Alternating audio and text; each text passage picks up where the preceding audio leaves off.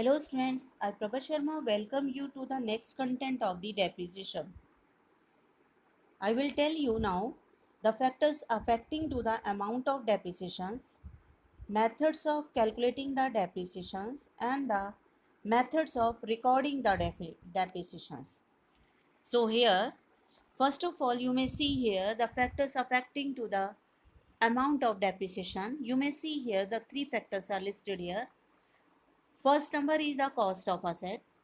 Cost word is referring to the original cost, purchase price of an asset, and the purchase price include the cost plus other expenses incurred at the time of purchases like freight, transportation, transit insurance, installation cost, registration cost, commission paid on the purchase of asset. These expenditures are done means the purchase price plus other expenses made at the time of purchasing or installation.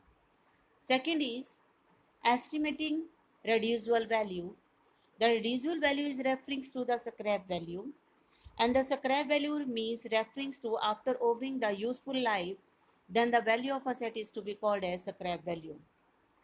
Then third is estimated useful life. The every asset contains one expected life for the commercial business and economic point of view.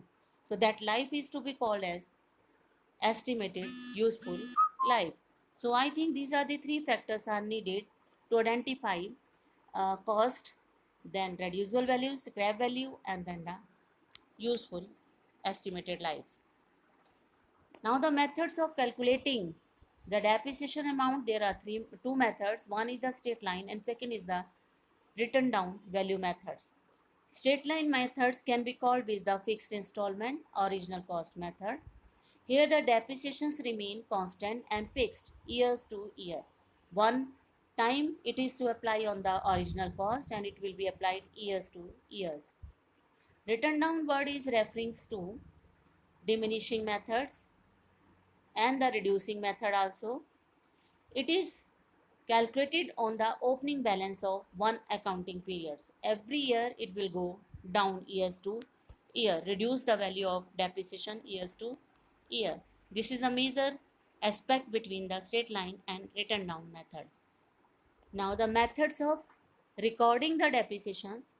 Generally we can record what is referring to the journal entry passing or maintaining of accounts. There are the two types. One is by charging to the asset account. What does it means? It means without making any provision account. Second method is referring to by creating the provision for depreciation. It means along with the asset, provision for depreciation account is maintained. But in the one number, only the asset account is maintained, provision for depreciation is not maintained.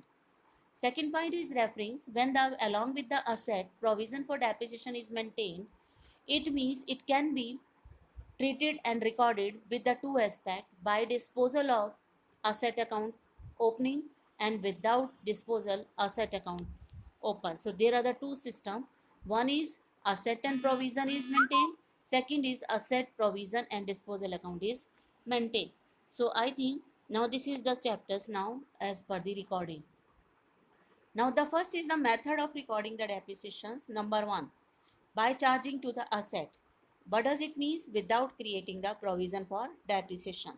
It contains the two systems, straight line and written down. Both are consisting with the two methods, straight line and written down methods.